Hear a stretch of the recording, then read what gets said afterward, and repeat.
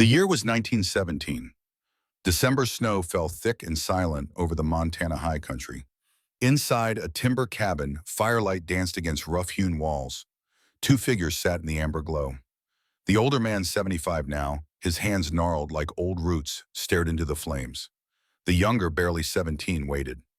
Wade Cooper had lived long enough to watch the frontier die, to see the wild places tame the buffalo vanish, the railroads carve steel scars across sacred ground. But some memories refused to die with the century. Some stories demanded telling. Between them on the table lay a Winchester rifle, model 1873. The brass receiver caught the firelight. 7 notches marked the stock, each one a ghost. James Cooper, the old man's grandson, shifted in his chair. Outside, wind howled through the pines. Europe was burning with war. In 3 weeks, James would board a train east, would cross an ocean, would learn what his grandfather already knew, that some men are tested by fire and some by ice. "You asked about your grandmother's scar," Wade said. His voice was gravel and whiskey worn smooth by 7 decades. "The one on her neck she never talks about." James nodded. He had noticed it since childhood. Sister Grace Mitchell Cooper wore high collars year-round.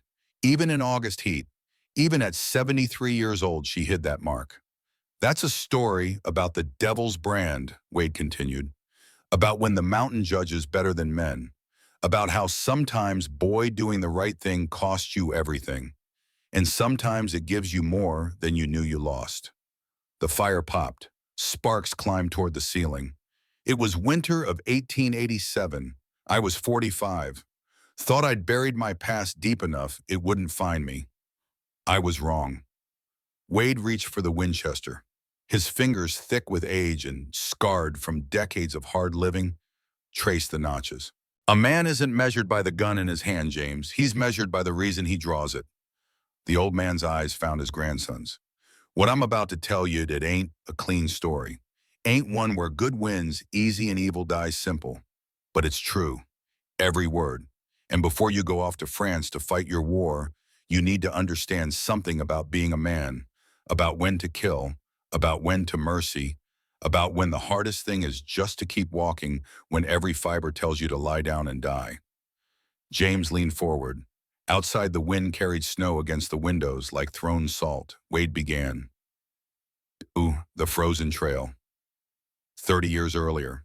Same mountains, different man. Wade Cooper rode the trap line at first light. Temperature hung 20 below. His breath frosted the beaver pelt collar of his buffalo coat. The sky was bruised iron. A blizzard was building in the west, piling darkness against the peaks. He was 45 years old and had been alone for 10 years. Alone suited him. People lied. People betrayed. The mountain just killed you if you were stupid, and Wade respected that kind of honesty. His mule Dusty picked her way through snow that reached her chest. 12 years old, 900 pounds of stubborn reliability. She knew the trail better than Wade did. When you lived this high, this remote, a good mule was worth more than gold. Wade checked his traps methodically. 12 conibears for beaver. 3 had been triggered. 2 held frozen pelts. 1 held nothing sprung by a falling branch or hungry wolverine. He reset them with practiced efficiency, working with bare hands despite the cold. Gloves made you clumsy. Clumsy got you killed. The Winchester across his saddle was a 73 model. 44-40 caliber. They called it the gun that won the West, though Wade thought the West wasn't won so much as taken. The rifle held 15 rounds if you topped off the tube. Wade kept 14 loaded hammer on an empty chamber. Safety first. Old habits from when he wore a badge. That badge was buried now. Tarnished brass at the bottom of a saddlebag he hadn't opened in 5 years. U.S. Marshal, Kansas District. Another life. Another name. Another man who believed in law and justice, in the fundamental goodness of civilization. That man died in a burning farmhouse outside Topeka. His wife died there too. His 7-year-old son. Wade Cooper was what crawled from the ashes. He was checking the 12th trap when he saw it. Not an animal, not a natural thing. A shape, wrong angles, wrong colors against the white. A wagon, or what remained of one, smashed against a lodgepole pine like God's fist had swatted it from the trail. Wade's hand went to the Winchester. He jacked around into the chamber, the lever action, smooth as silk, the metallic chick-chack loud in the frozen silence. Dusty's ears swiveled forward. She smelled something. The wagon was a buckboard. Cheap construction meant for freight, not speed. The horse was gone, either cut loose or dead beneath a drift. The bed had split open on impact, scattering supplies across 50 yards of snow. Wade approached slowly. His eyes scanned for tracks, for ambush, for any sign this wasn't just an accident. You lived this long in the high country by assuming every situation wanted you dead. He circled the wreckage, saw boot prints already half filled with new snow, hours old maybe, one set, small, then nothing. Trail ended where drifts had covered everything. Wade dismounted, tied Dusty to a standing timber, advanced on foot. The wagon's undercarriage had caught fire at some point. Black char marked the wood. The smell of burned pine resin hung faint in the air. Something had sparked. Lantern oil, maybe. Or the friction of the crash. Wade dug into the debris pile, expected frozen supplies, flour sacks, preserved meat. Instead, his hand found fabric. Wool. Thick weave. Gray. He dug faster, pulled away snow with both hands now, the cold biting his exposed skin. His fingers found a shoulder, then a head wrapped in layers of scarf. A woman, curled fetal beneath the snow's blanket. Blue-lipped, still as carved stone. Damn it, Wade muttered. His voice rasped from disuse. He hadn't spoken to another human in 6 weeks. He reached for her wrist, felt for a pulse with 2 fingers. Counted to 6. Nothing. Wade was about to turn away, leave the dead to the mountain as was the way. But something made him pause. A flicker of movement. Her eyelid. The smallest twitch. Live. Barely. Instinct took over. Wade scooped her up. She weighed maybe 100 pounds. Less than a sack of feed. He threw her across his shoulder in a fireman's carry and turned for Dusty. The blizzard hit. One moment visibility was a mile. The next the world vanished into howling white. Wind velocity jumped from 10 to 40 in seconds. Temperature plummeted. Wade's exposed face went numb instantly. He couldn't see Dusty, couldn't see his hand in front of his face, but he knew the way. 1,500 steps southwest, then 1,200 northwest, then 800 straight through the gap in the cedars. 2 miles, 40 minutes if he didn't fall, if he didn't drop her, if he didn't lose the trail and wander off a cliff in the whiteout. Wade started walking, counted his steps. The woman on his shoulder was dead weight. Her body temperature pulled heat from his. Every minute he carried her, his core temperature dropped a fraction of a degree. Hypothermia didn't announce itself with trumpets. It crept, whispered, promised rest. At step 712, Wade's boot found ice beneath the snow. He went down hard knees, slamming hidden rock. Pain shot through his joints like lightning. But he didn't drop her. Couldn't. Some instinct older than thought wouldn't let him. He rose, kept walking, kept counting. At step 1490, his cabin materialized from the storm like a miracle, like salvation in log and clay form. Wade kicked the door open, stumbled inside. The cabin was cold as a tomb. The fire had died hours ago. He laid the woman on the buffalo robe near the stone hearth and immediately began feeding the coals. Dry pine splinters, then kindling, then split logs. 3 matches. The first 2 were damp, hissed, and died. The third caught. Flame bloomed. Heat followed, hesitant at first, then growing. Wade turned back to the stranger. In the firelight, he could see her properly now. Young, maybe 25, dark hair plastered to a too pale face. Her lips were purple. Her skin had the waxy translucence of advanced hypothermia, but she was shivering. Violent tremors that shook her whole frame. That was good. Shivering meant the body was still fighting, still trying to generate warmth. Wade knelt beside her, started removing the wet outer layers. Her coat, her boots, her soaked wool dress underneath. He worked with clinical efficiency, no thought beyond survival. He'd done this before. Pulled men from frozen rivers, warmed soldiers near death from exposure. Then her eyes opened. Green, wide with terror that had nothing to do with cold. She clawed at her throat, at the thick gray scarf wound multiple times around her neck. Her fingers scrabbled at the wool like it was strangling her. I can't, the words were ground glass. I can't breathe. Wade moved closer. Easy. You're safe. It's just the cold and the altitude affecting your... No. She thrashed her face, turning a dark mottled violet. She was suffocating right in front of him. The cloth. Take it off. Wade understood. The wool had frozen solid while she lay in the snow. Now warming by the fire, the ice was melting. The fabric was swelling, constricting as it thawed. It was a tourniquet around her windpipe. He pulled his Bowie knife from its sheath. 12 inches of carbon steel honed to a razor edge. He'd used it to skin elk, to cut rope, to defend his life twice. Now he used it to save hers. Hold still, Wade commanded.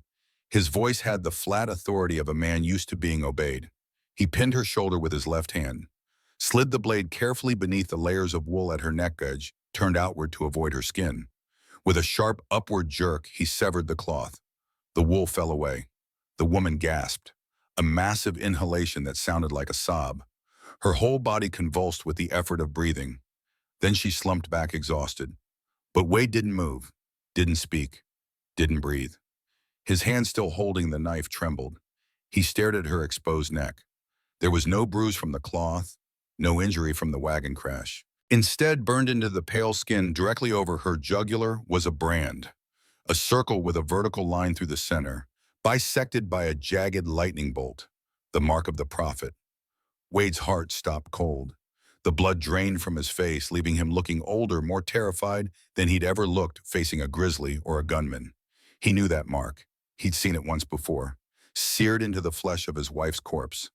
Before they burned her, before they burned his son, before they burned everything he'd ever loved. 10 years. 10 years he'd run. 10 years he'd hidden in these mountains, changing his name, burying his past. And now the past was lying on his floor, branded like cattle, bringing death to his door. 3. The interrogation. The cabin fell silent, save for crackling pitchwood and the woman's ragged breathing. Wade stood slowly, backed away from her as if she were a coiled rattlesnake. His eyes never left that brand. He walked to the window, wiped a circle in the frost with his palm. Outside, the world was a gray madness of wind and snow. But in his mind, he was somewhere else. Wow. Somewhere else. Kansas, 1877, the smell of smoke, the sound of chanting, his farmhouse in flames, Margaret's body in the ashes, that same mark burned into her throat. Thomas, 7 years old, too small, too fragile, too innocent. Who are you? Wade's voice cut through the silence like the crack of a whip. He turned, a hand dropping to the colt at his hip. The woman blinked, her vision clearing. She looked at Wade's face, saw the knife still in his hand, the gun at his belt. But she didn't scream, didn't beg. She looked resigned, as if she'd expected this. "My name is Grace," she whispered. "Sister Grace Mitchell." "You're a nun." "I was, before..." Her hand went to her throat, fingers touching the brand, then flinching away. "Before the prophet." Wade's jaw clenched. "That mark, you know what it is?" "Yes." "You know whose mark it is?" "Yes." "Then you know why I should put a bullet in your head and leave your body for the wolves." Grace met his eyes. There was fear there, but also something else. Something Wade recognized because he saw it in his own reflection every morning. The eyes of a survivor, someone who'd walked through hell and somehow kept walking. "I'm not one of them," she said quietly. "Not anymore. Not by choice. Never by choice." Wade kept his hand on the colt. "Talk, fast. And if I think you're lying even once this conversation ends." Grace sat up slowly, pulled the torn scarf around her shoulders for warmth, careful to keep the brand covered. When she spoke, her voice was steady despite the cold, despite the fear, despite everything. "I was raised in St. Louis, Carmelite orphanage. My parents died when I was 6, cholera. The sisters took me in, taught me. When I turned 18, I took preliminary vows. They sent me west, missionary work, Wyoming Territory, 1880. And," Wade's finger rested on the Colt's hammer, "we encountered a group in Cheyenne. They called themselves the Sanctified, said they were building New Eden, a place of peace, of faith. Their leader introduced himself as Reverend Caleb Thorne, said he was a Reformed Methodist minister seeking to spread God's word." Wade's hand tightened on the gun grip. That name, Caleb Thorne. Grace continued. By the time I realized what they really were, I was isolated, miles from any town, surrounded. The other sisters who came with me, some joined willingly, some didn't have a choice. Those who tried to leave, she stopped, swallowed hard. They didn't leave, Wade finished. No. When did he brand you? June 12th, 1883? I was 21. Caleb called it the consecration, said it marked us as brides of the new kingdom. There were 47 of us by then, all branded, all kept in a compound. Wade walked to the table, sat down heavily. His mind raced through calculations. 47 women. If even half tried to resist, the bodies, the graves. How many? Why did you run? He asked. Grace's hands clenched into fists. Tonight was supposed to be the cleansing. My turn to be purified. Wade didn't need to ask what that meant. He'd heard stories, ritual sacrifices, women who went into Caleb's tent for purification and never came out, or came out changed, broken. There's more, Grace said. She reached inside her wet dress into a hidden pocket sewn into the lining, pulled out a leather-bound book, 8 inches by 5, thick, heavy, water-stained but intact. Wade stared at it. What is that? The Ledger of Saints, Caleb's insurance, his protection, the reason he's untouchable. She handed it to Wade. He opened it, began to read by firelight. The first 20 pages were names, women's names, 47 entries, each with a date of consecration, just ranging from 16 to 35. Addresses before they were taken, their real names versus their given saint names. Grace Mitchell was number 23. Pages 21 through 80 detailed finances. Tithes from believers totaling $47,000. Illegal timber operations bringing in $23,000. Bank robberies in 5 territories adding $91,000 more. $161,000 total, enough to buy half of Montana territory, enough to fund an army. But pages 81 through 150 made Wade's blood run cold. The protection list, names, real names, men in power. Judge Harrison Whitmore Helena, $800 per month, owned 20% of Caleb's timber mill. U.S. Marshal Thomas Brennan Billings, $500 per month, had forgotten to serve 2 federal warrants for Caleb's arrest. Sheriff Daniel Polk Butte, $300 per month, tipped off Caleb before every raid. Richard Ashford, aide to the territorial governor. Blackmailed with photographs. A young bride who wasn't his wife. Compromising positions. Samuel DeWitt, president of First Montana Bank. Laundered Caleb's money through ghost accounts. Took 10% for his trouble. The list went on and on. Judges, lawmen, politicians, businessmen, all bought, all compromised, all complicit.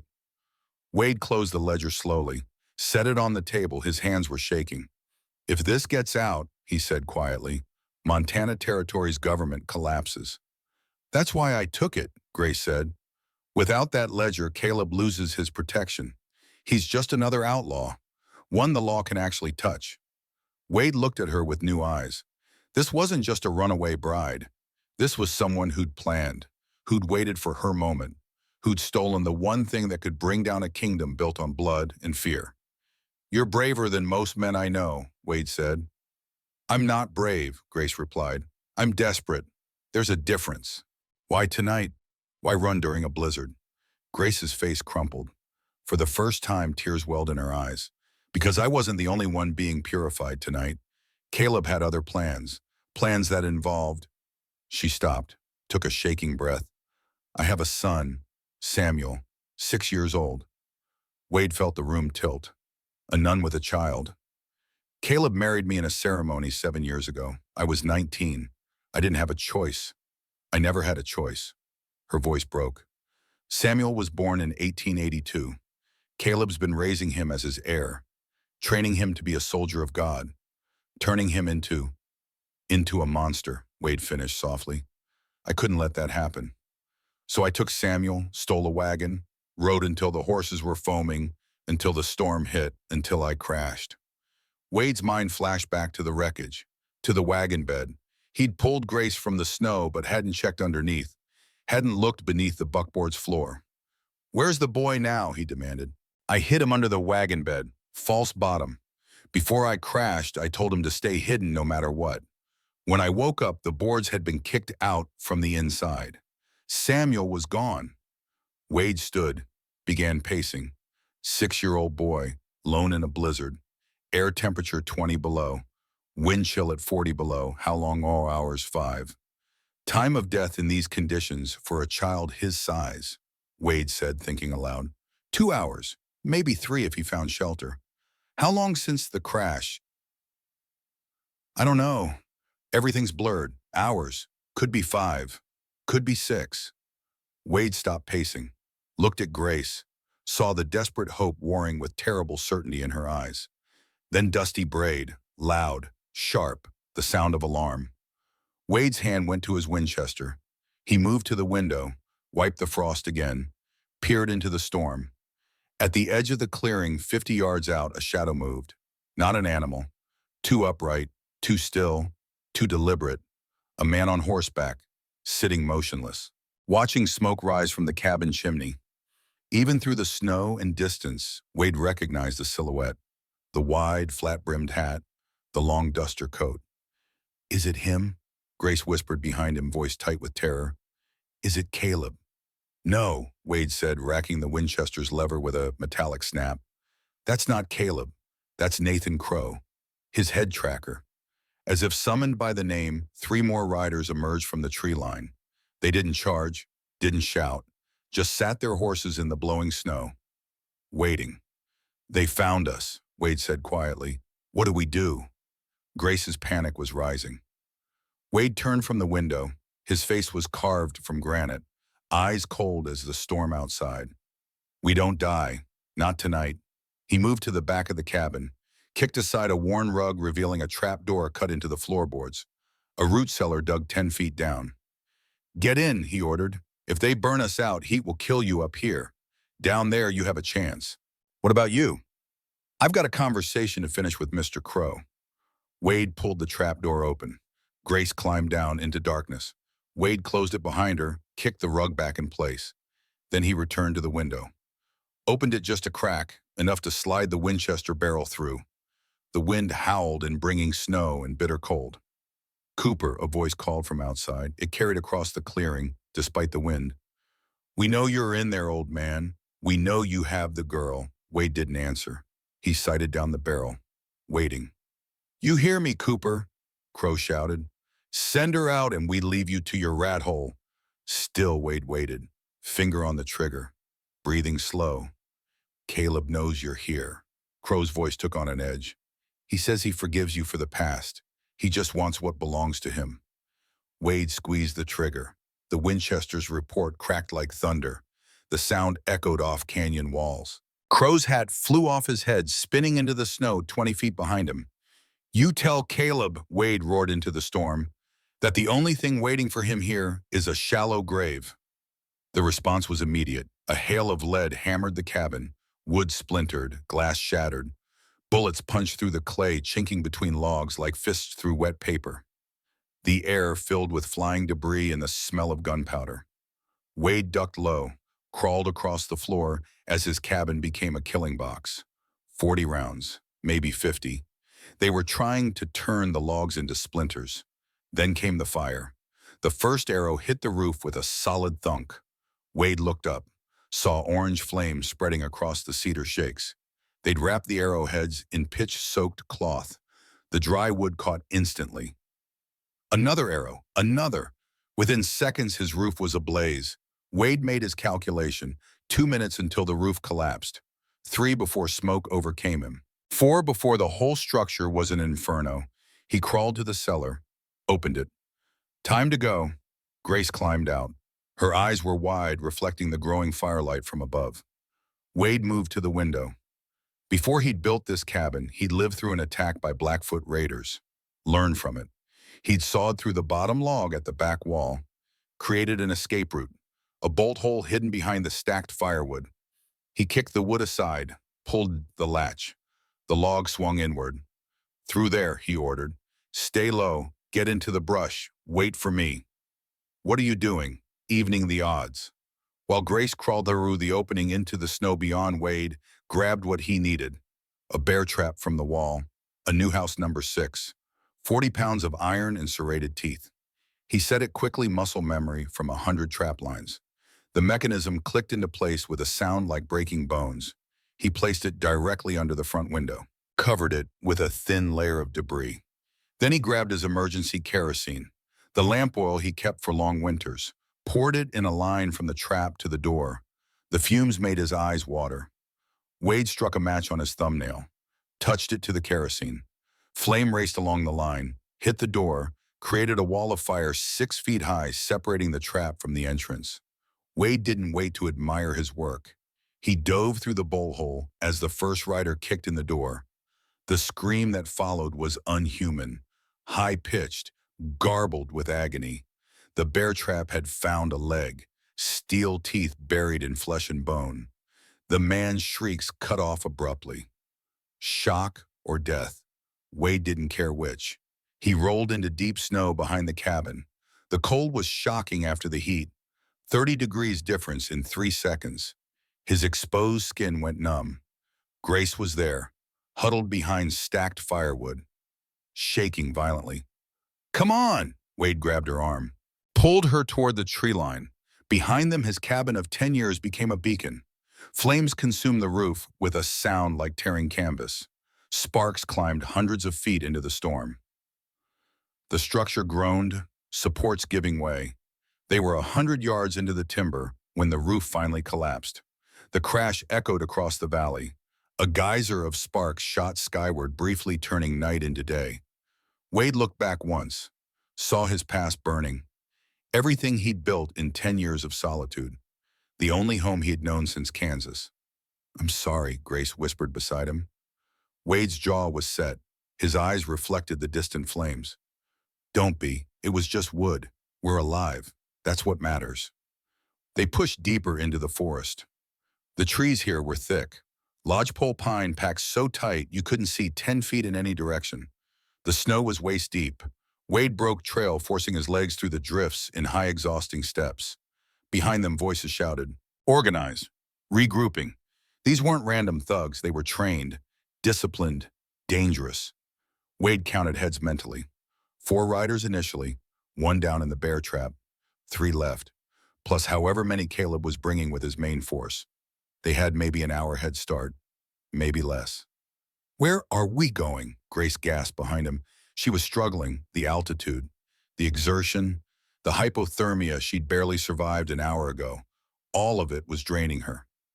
"Devil's Throat," Wade said. "That's suicide in winter. It's a narrow pass, horses can't follow, levels the playing field. People die at Devil's Throat."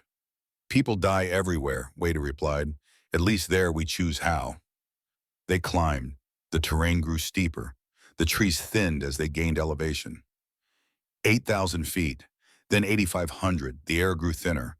Breathing became work. Grace fell. 4th time in 20 minutes. Each time she got up slower. Wade stopped, turned, looked at her in the darkness. Her lips were blue again. Her skin had that waxy translucence. Hypothermia wasn't a single event. It was a process. She was dying by degrees. "Can't," she mumbled. "Just let me sleep." Wade knelt, grabbed her shoulders, shook hard. "You sleep, you die. Is that what you want? You want Caleb to win." At the name, something flickered in Grace's eyes, not hope, hate, pure and burning. "No," she hissed through chattering teeth. "Then move." Wade stood, began to remove his buffalo coat. Beneath it, he wore a thick wool jacket, warm enough for most work, not warm enough for what was coming. He draped the massive coat over Grace's shoulders. It swallowed her, dragged in the snow, but the residual body heat hit her like a furnace. "You'll freeze," she protested weakly. "I'm made of tougher stuff than you," Wade lied. He was already cold. In 2 hours without the coat, he'd be hypothermic. In 4 dead. But 4 hours was all he needed. They trudged on. Grace moved better now with the coat. Wade's pace slowed as cold crept into his core. But he didn't show it, didn't acknowledge it. Pain was information. Information could be ignored. "On the mountain," Wade said as they walked, his breath pluming white, "mercy will kill you faster than the wind. Remember that." Grace didn't respond, but she kept moving. That was enough. They climbed for another hour. The storm was breaking. Clouds thinned, stars appeared in rents in the sky. A waning moon cast everything in silver and shadow. That's when Wade saw them, in the snow at their feet. Boot prints, small, child-sized, a size 2 at most. The prints were irregular, 1 foot dragging, a trail showing someone crawling, not walking. The marks were fresh, powder snow hadn't filled them yet. Made within the last few hours. Wade knelt, examined them with the eye of a man who'd tracked game and men for 3 decades. He's hurt, Wade said quietly. Right leg injured. He's been crawling, moving slow. Grace fell to her knees, touched the prints with trembling fingers. Samuel, she breathed. Then Wade saw the other tracks, running parallel, 4 inches across, 4 distinct pad marks, claws visible at the front of each toe print. Mountain lion, female probably, around 140 pounds based on the depth and spacing. Grace, Wade said carefully, stand up. She heard something in his voice, looked at the second set of tracks. Understanding dawned with horror. No, he's alive, Wade said. These prints are 3 hours old at most, but he's being hunted. By what? Wade's face was grim. Cougar, starving from winter. She's following him, waiting for him to get weaker. Grace stood, her eyes wild. We have to find him. Now. We will, but we have to be smart. Cats are patient. They don't rush. We rush, we die too. He was about to say more when the sound reached them, carried on the wind, low, guttural. The sound of a predator that had found prey. A growl, maybe 100 yards ahead. Wade chambered around in the Winchester. The metallic click-clack was loud in the frozen silence. Stay behind me, he ordered. If I say run, you run. Don't think, don't look back. Just run. They moved toward the sound. Wade's every sense was electric.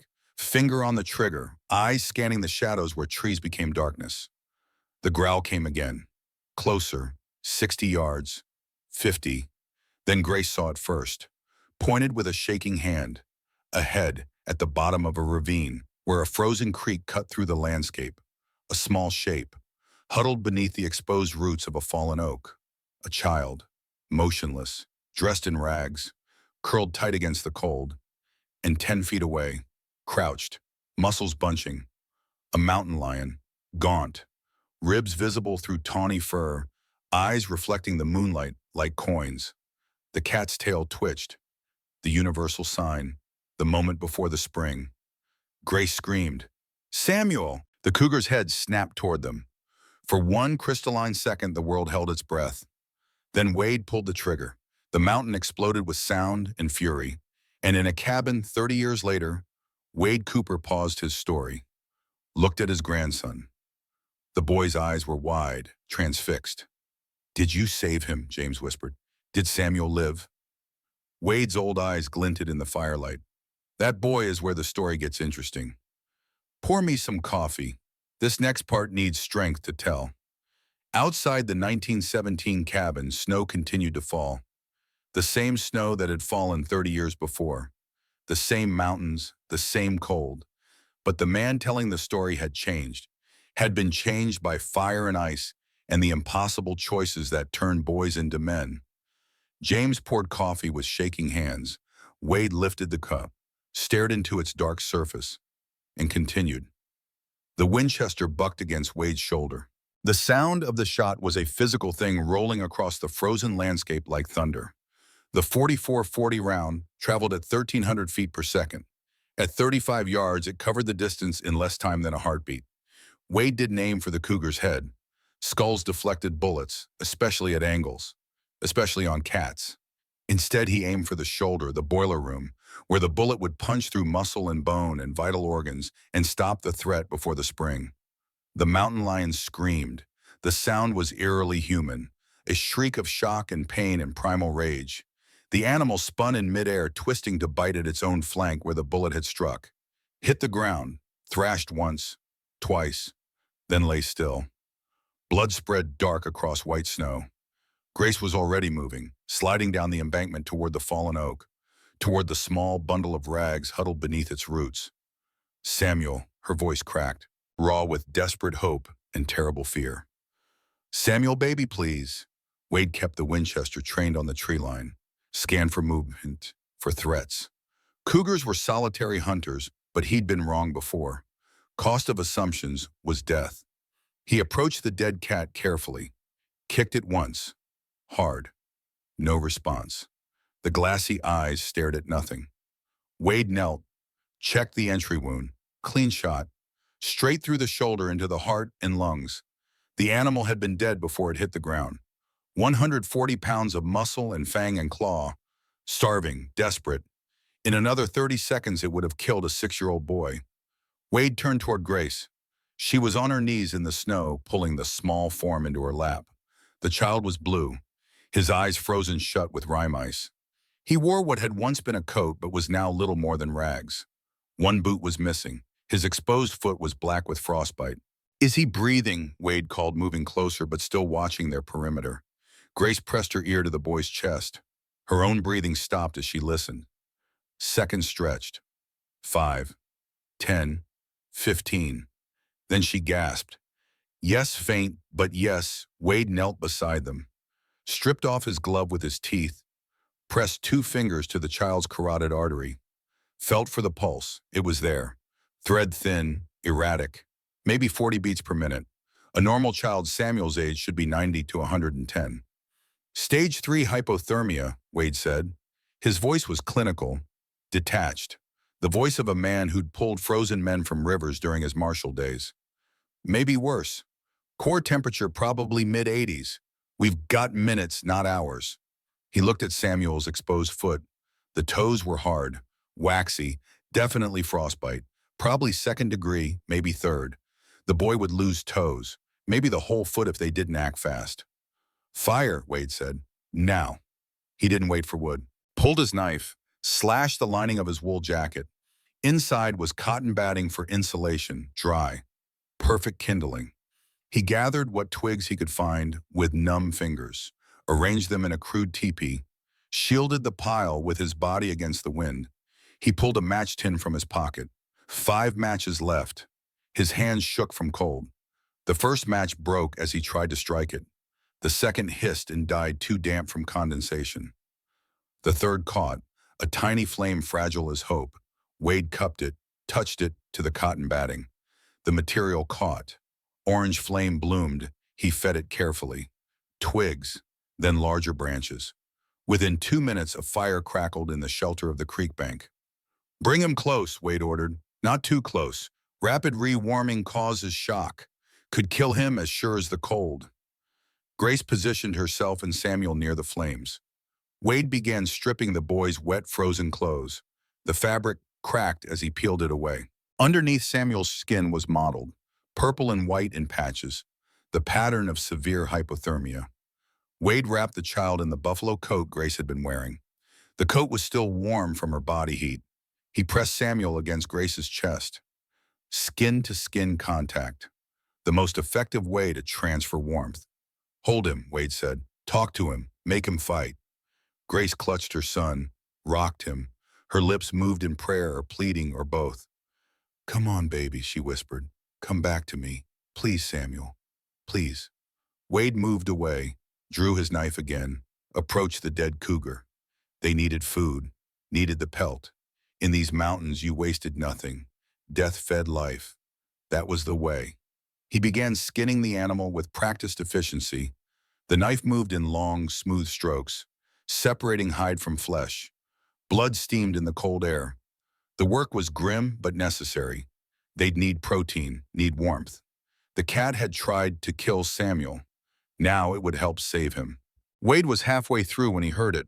A small sound, barely audible over the crackling fire. A cough. He turned. Samuel's eyes had opened, just slits, but open. The irises were the same piercing green as his mother's. Mama, the word was barely a whisper, cracked and dry. Grace's face crumpled. Tears froze on her cheeks as they fell. I'm here, baby. I'm here. I hid. Samuel's voice was so small, so brave. Like you said, I hid from the bad men. You did good. Grace sobbed. You did so good. Wade stood, walked over, knelt beside them, looked at the boy's face. 6 years old.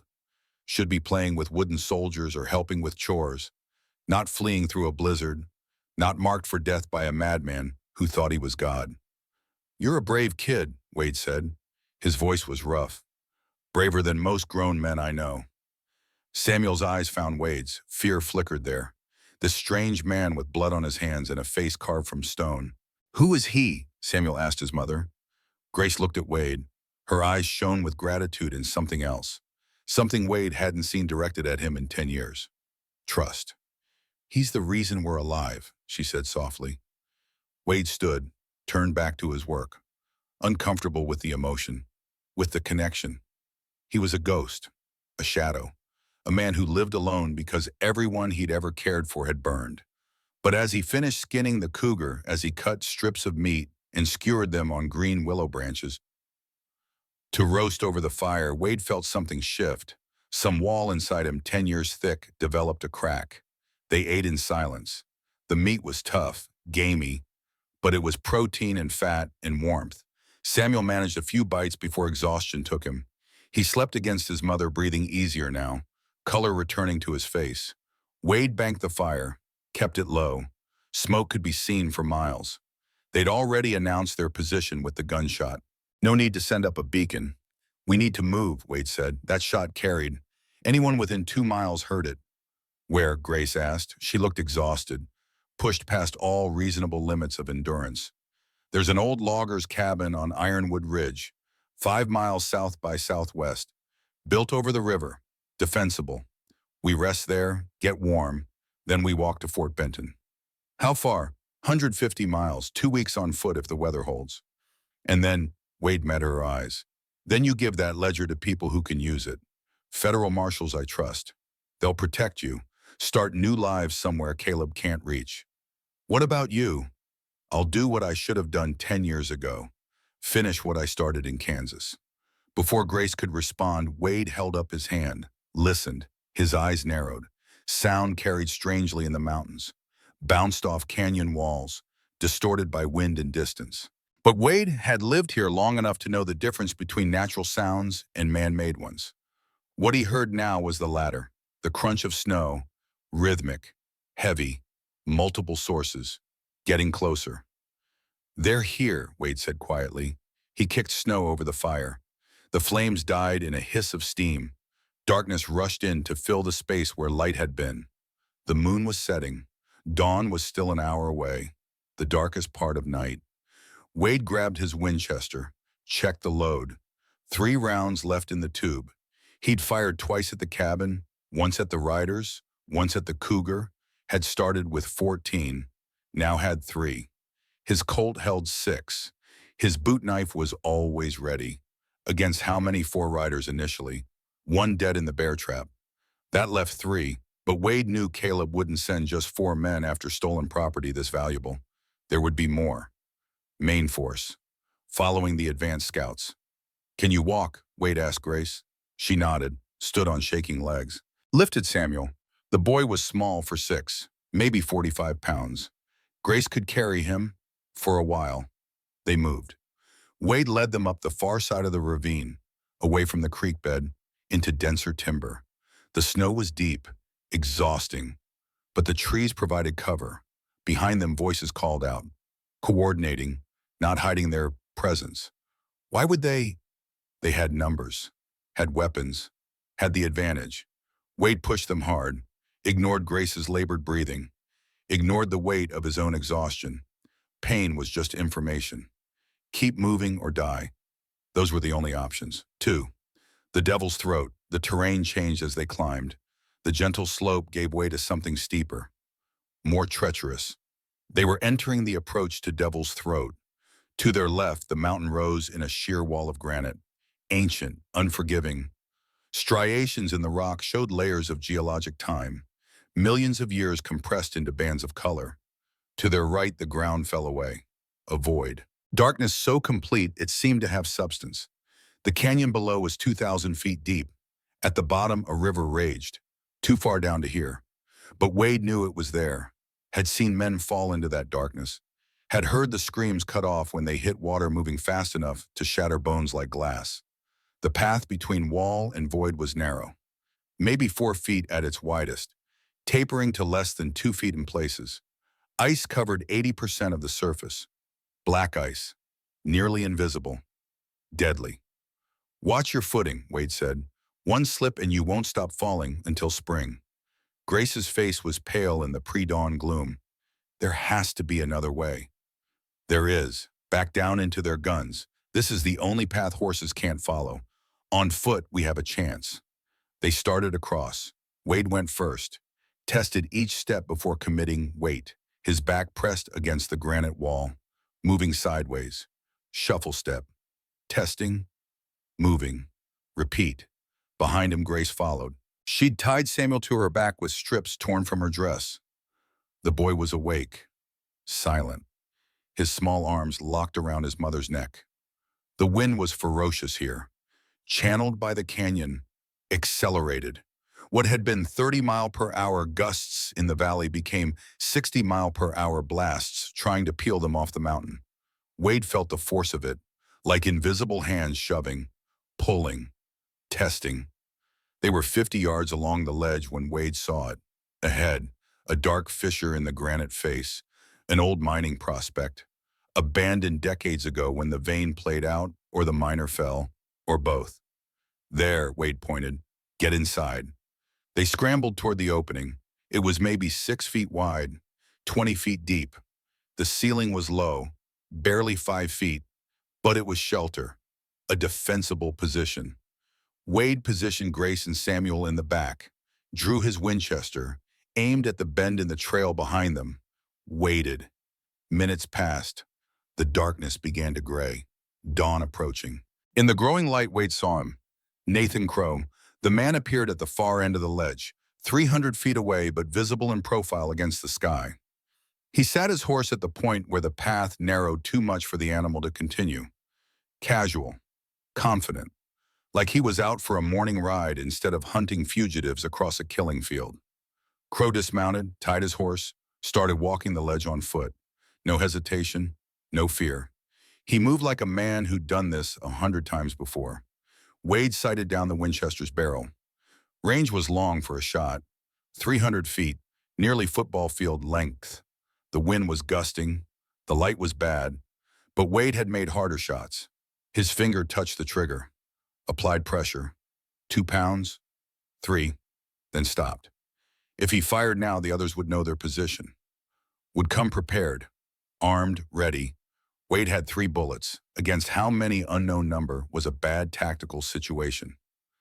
Better to wait. See what Crow wanted. Information was ammunition too.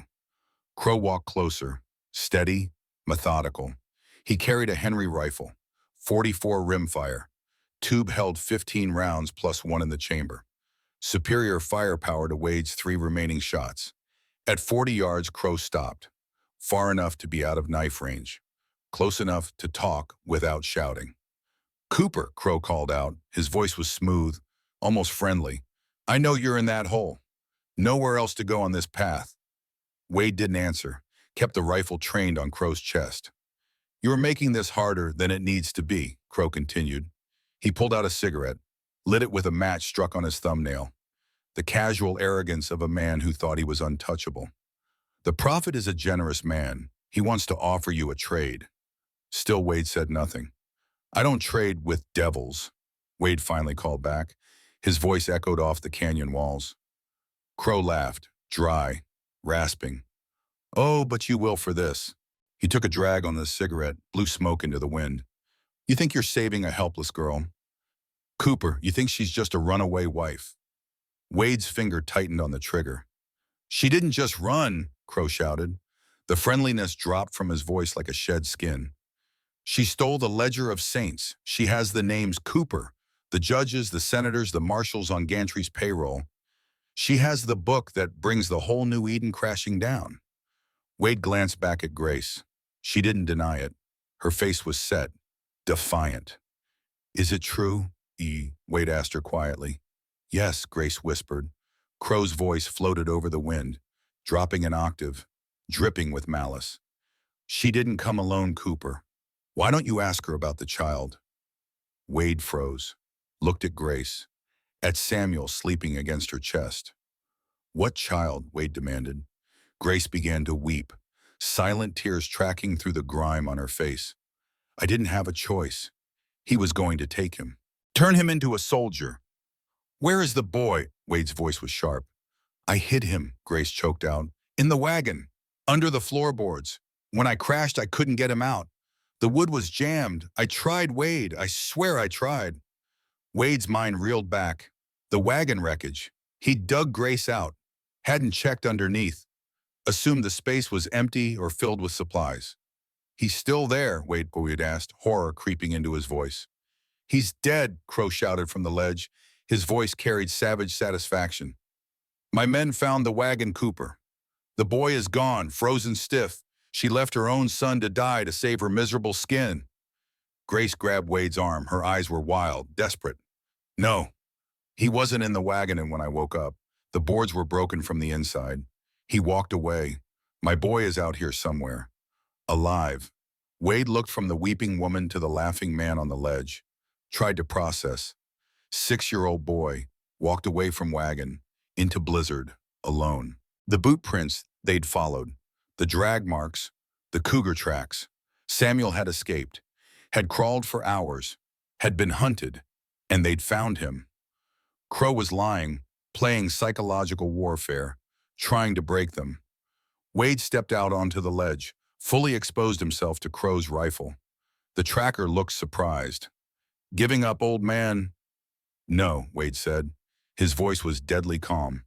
"I'm going to kill you, and then I'm going to make sure that boy stays alive." Crow smiled, yellow teeth showing. "Come Trowan." But Wade didn't shoot at Crow. He raised the Winchester and fired at the massive overhang of snow and ice clinging to the cliff face 500 feet above Crow's head.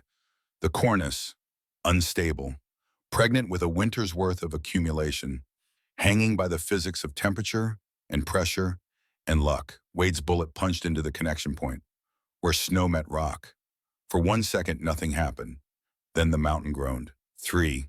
The mountain's judgment, the sound that followed wasn't sound. It was pressure. A physical wave that compressed the air and made Wade's ears pop and his chest tighten. Deep, primal.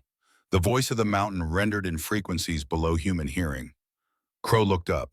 His smile vanished. The cornice cracked, a fracture line racing across 100 feet of snow and ice in less than a second. Then the whole mass came free. 1,000 tons of compacted snow and ice, moving, accelerating. The leading edge of the avalanche hit terminal velocity in 3 seconds, 100 miles per hour. A tidal wave of white concrete that tore ancient pines from their roots like weeds and snapped boulders the size of wagons like chalk. Crow tried to run, took 3 steps back along the ledge before the mountain caught him. The wall of white slammed past the mineshaft entrance. The air pressure was incredible. Wade and Grace were thrown back into the darkness. The sound was the end of the world. A freight train mixed with artillery fire, mixed with the scream of dying gods. 30 seconds. That's how long it lasted. 30 seconds of absolute chaos, then silence. Silence so complete it seemed to have weight. Wade's ears rang, his head pounded. He could taste blood, had bitten his tongue when the pressure wave hit. He struck a match with shaking hands. The flare of light showed the mineshaft entrance was gone, blocked by a wall of packed snow, 20 feet thick, hard as concrete. They were buried alive. "Are we dead?" Grace's voice came from the darkness, thin, terrified. "Not yet," Wade said, "but we will be if we don't dig."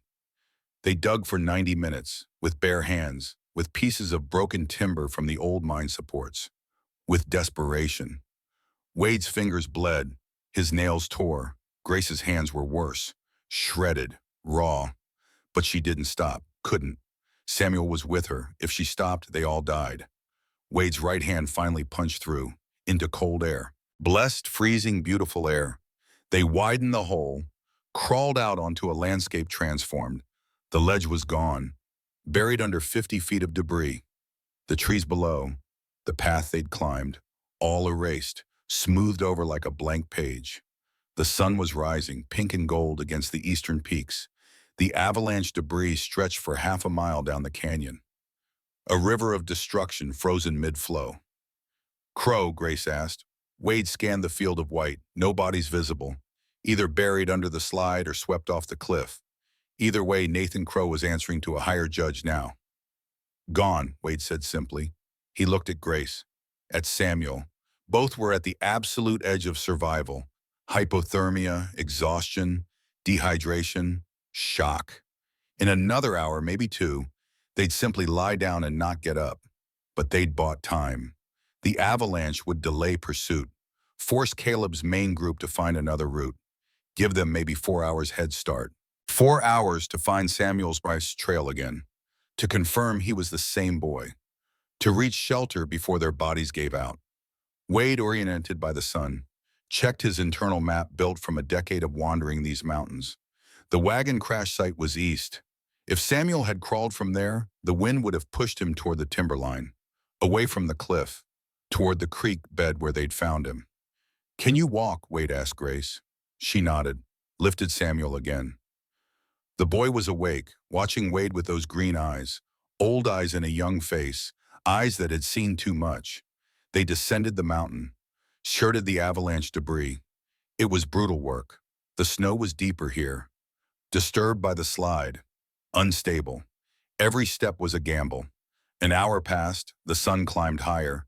Temperature rose from 20 below to maybe 10 below. Warm by mountain standards, dangerous for a different reason.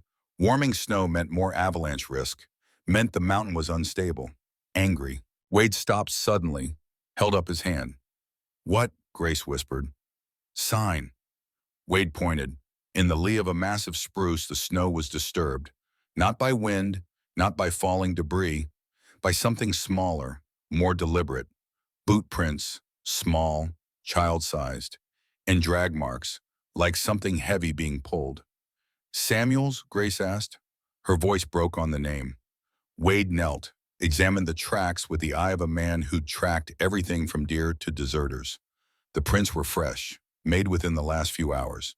The depth suggested a child around 40 to 50 pounds. The pattern showed injury, right foot dragging, left foot bearing most of the weight. Yes, Wade confirmed. He touched the snow. Still soft, not frozen. He was here maybe 3 hours ago, moving toward the creek. Grace fell to her knees, touched the prints like they were sacred relics. Then Wade saw the other tracks, running parallel to the boot prints, 4 inches wide, 4 distinct pads, claws visible. Mountain lion. His jaw clenched. He didn't tell Grace, not yet, but his hand went to the Winchester, checked the load by feel. 2 rounds left. He'd used 1 on the avalanche, 2 bullets, 1 for the cat if it came to that, 1 for whatever came after. They followed the trail.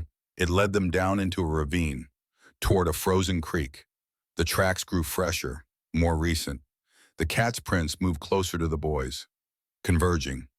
That's when Wade heard it, the low guttural sound that made his blood run cold.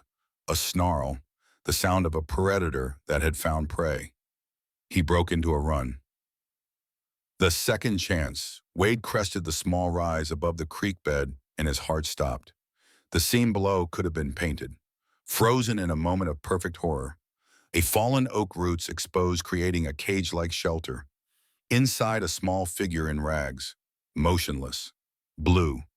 Outside, 10 feet away, a mountain lion, gaunt, desperate, muscles bunched beneath tawny fur, tail twitching.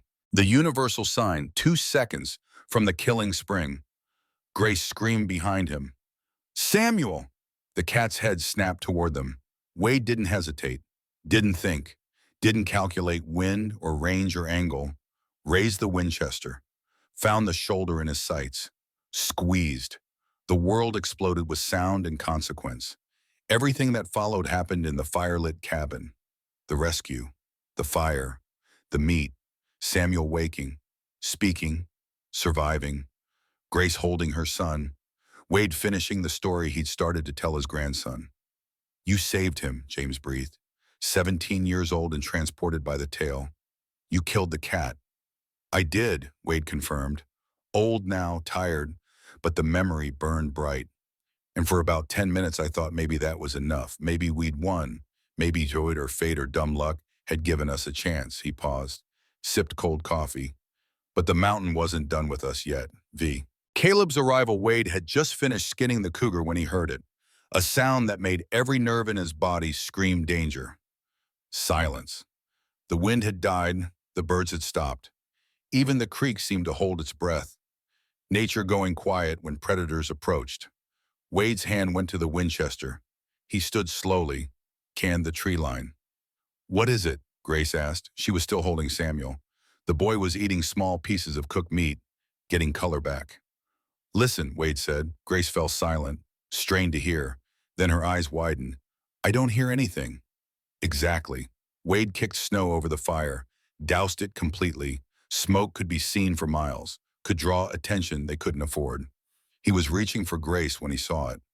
On the ridge above them, 300 yards out, silhouetted against the rising sun, a horse, a man on horseback.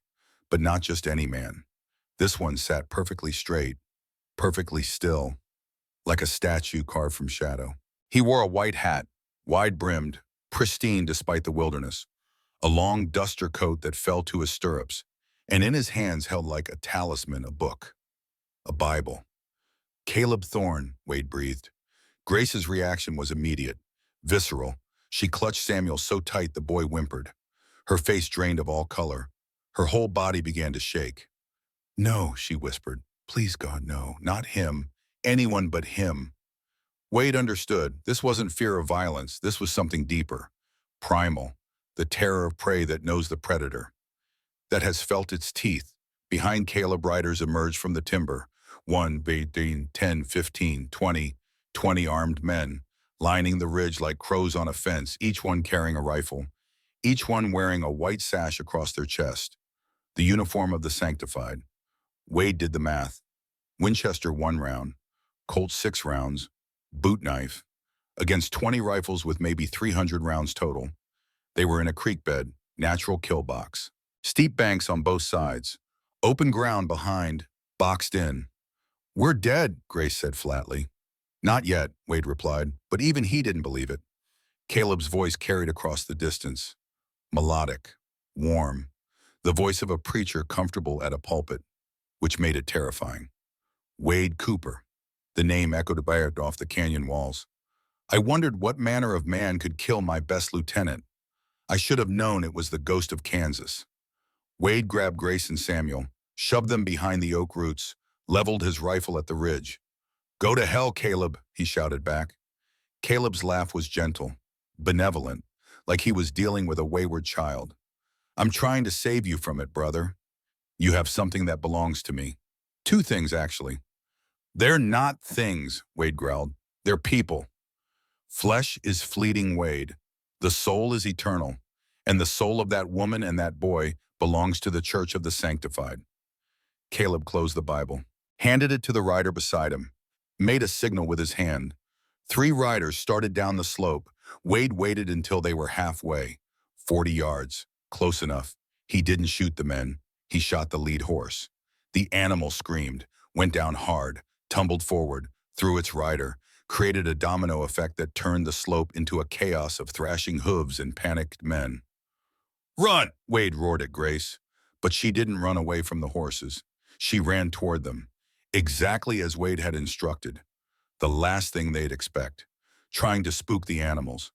Create more case, buy seconds. Wade dropped to one knee, cycled the Winchester's lever. Click, clack, empty. He was out of ammunition. Wade threw the rifle aside, drew his Colt. 6 rounds, 20 targets. He fired at the ridge.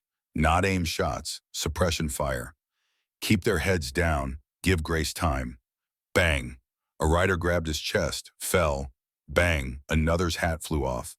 Bang. A horse reared, throwing its rider. 3 shots gone. 3 left. Then Caleb raised his hand. The world erupted. 17 rifles opened fire simultaneously. The sound was apocalyptic. The air filled with lead. Dirt and snow and wood exploded around Wade. He felt impacts, pressure, heat. A bullet hammered into his left shoulder. The force spun him completely around. His arm went numb instantly. The Colt flew from his hand. Another round grazed his thigh, opened a furrow 6 inches long. Blood poured hot down his leg. Wade went down, face first into the snow. His vision grayed at the edges. Shock setting in. Blood loss, hypothermia, everything hitting at once. He tried to reach for his boot knife. His arm wouldn't obey, couldn't feel his fingers, couldn't feel anything below his neck except pain. "Stop," Grace's voice cut through the gunfire. "Stop it, I surrender, just stop." The shooting ceased instantly. Wade lay in the red snow, couldn't move, could barely breathe. Watched helplessly as Caleb rode down the slope, his horse stepping delicately over bodies, over blood, over the wreckage of Wade's last stand. Caleb stopped in front of Grace, looked down at her with infinite disappointment, like a father with a wayward daughter. "Oh, Grace," he sighed, "my little songbird. Why must you make things so difficult?" "Let him go," Grace pleaded. Tears froze on her cheeks as they fell. "He has nothing to do with this. I have the book. I have Samuel. Just let him go." Caleb looked over at Wade, studied the bleeding man with cold calculation. "He killed Crow," Caleb said softly. "He killed 6 of my flock today. Justice demands blood." He dismounted, walked over to Wade, towered over the wounded mountain man. His boots were polished, clean, incongruous against the carnage. "Do you remember Wade?" Caleb asked conversationally. "Kansas, 1877. You were stubborn then too." Wade spat blood. "I remember you burning my wife, killing my boy." Caleb shook his head, sad, disappointed. "I saved them, Wade. Sent them to a better place, just as I'm going to save this boy." He turned to Grace, held out his hand. "Give me the book." Grace pulled the leather journal from inside her dress, handed it over with trembling fingers. Caleb checked it, nodded with satisfaction, slid it into his coat pocket. Then he reached out, grabbed Samuel by the collar of the buffalo coat. "No!" Grace shrieked, lunged for him, and a rider stepped forward, backhanded her across the face. The blow knocked her into the snow. Blood poured from her split lip. "Mama!" Samuel screamed, kicking, biting, fighting with everything a 6-year-old had. Caleb held the boy effortlessly at arm's length, studied his face, the green eyes, the jawline, the shape of the nose. "He has your spirit, Grace," Caleb said, "but he has my blood." Wade froze, even through the pain and shock those words penetrated. He looked at Samuel, then at Caleb. The resemblance was there, subtle but undeniable. The eyes, the bone structure, features you could miss if you weren't looking, but once seen, impossible to ignore. "That's right," Caleb said, seeing Wade's realization. "He isn't just a recruit. He is my son, my heir, my blood. And you tried to steal him." He turned to his riders. "Tie the woman to a horse. She walks back to the settlement. If she falls, drag her." "And the mountain man?" a rider asked. Caleb pulled a pearl-handled Colt from his holster. .45 caliber, ornate, beautiful, deadly. He cocked the hammer. The sound was very loud in the sudden silence. He aimed at Wade's head. "Wait," Wade said. His voice was weak. Blood bubbled on his lips, but his eyes were clear, sharp. "You want to be a great Caleb, gods show mercy. You kill me like a boy, you're just a bandit. You leave me here to the mountain. Let the mountain decide. Then your hands are clean." It was a gamble, a desperate appeal to Caleb's massive ego, to his need to see himself as something more than a killer. Caleb paused, the gun still aimed, finger on the trigger. He looked at Wade's shoulder, blood pooling in the snow, looked at the storm clouds gathering again over the peaks. Another blizzard rolling in, temperature already dropping. He smiled. "You're right," Caleb said. "A bullet is too quick for you, too merciful. The mountain has already claimed you." He lowered the gun, holstered it, mounted his horse with Samuel struggling in his arms. "Let the cold have him," Caleb ordered his men. They turned, tied Grace's hands to a saddle horn with rough hemp rope. She stumbled, looked back at Wade one last time. Her eyes screamed everything words couldn't. Apology, gratitude, grief, hope. Then they were gone. disappearing into the timber, taking the only two people Wade had cared about in 10 years. Wade lay alone in the red snow. The cold crept into his limbs, a numbing weight, whispering promises of rest, of sleep, of an end to pain. His hand brushed against something in the snow, a spent shell casing, from his Colt, still warm from firing. He remembered Caleb's words, "He is my son." Wade's jaw clenched, his good hand curled into a fist. "Not today, he whispered to the empty wind. "Not today." He forced his right arm under his chest. The pain was incredible, white-hot, electric. A scream tore from his throat, but he pushed, rose to his hands and knees, swayed, vision swimming with black spots, stood, bleeding, broken, but standing. Wade began to walk, not away from danger, but after it. In the cabin 30 years later, old Wade paused, looked at his grandson. James sat transfixed, eyes wide, hardly breathing. "You followed them," James whispered. "Shot. Alone. No weapons." "You followed," Wade nodded slowly. "Sometimes, boy, a man lives not because he's strong, but because he has a reason to live stronger than his reason to die." He stood, walked to the mantel, took down a small wooden box, opened it. Inside was a tarnished U.S. Marshal badge, a pearl-handled Colt, and a photograph, faded, water-stained, showing three people, a young man, a woman, a small boy. "That's your grandmother," Wade said, pointing to the woman, "and your father," pointing to the boy, "Samuel, on the day we became a family." "But how?" James asked. "How did you survive? How did you save them?" Wade smiled, a sad, distant smile. "That grandson is the third part, the hardest part, the part about when mercy and justice meet, when you have to become something you swore you'd never be again, when you have to walk through fire one more time to pull someone out." Outside, the 1917 snow continued to fall. Inside, the fire burned low. Wade Cooper was leaving a red trail in the snow. Each step was a small war. His left arm hung useless at his side, the shoulder a ruin of torn muscle and shattered bone. The bullet had punched clean through, but the damage was catastrophic. Nerves severed, blood vessels opened. The cold was his only ally, now freezing the wound partially shut, slowing the bleeding enough that he might have hours instead of minutes. His thigh burned where the graze had opened flesh. Not deep, not lethal, but painful. A constant reminder that his body was failing, that he was walking on borrowed time. The sun climbed higher.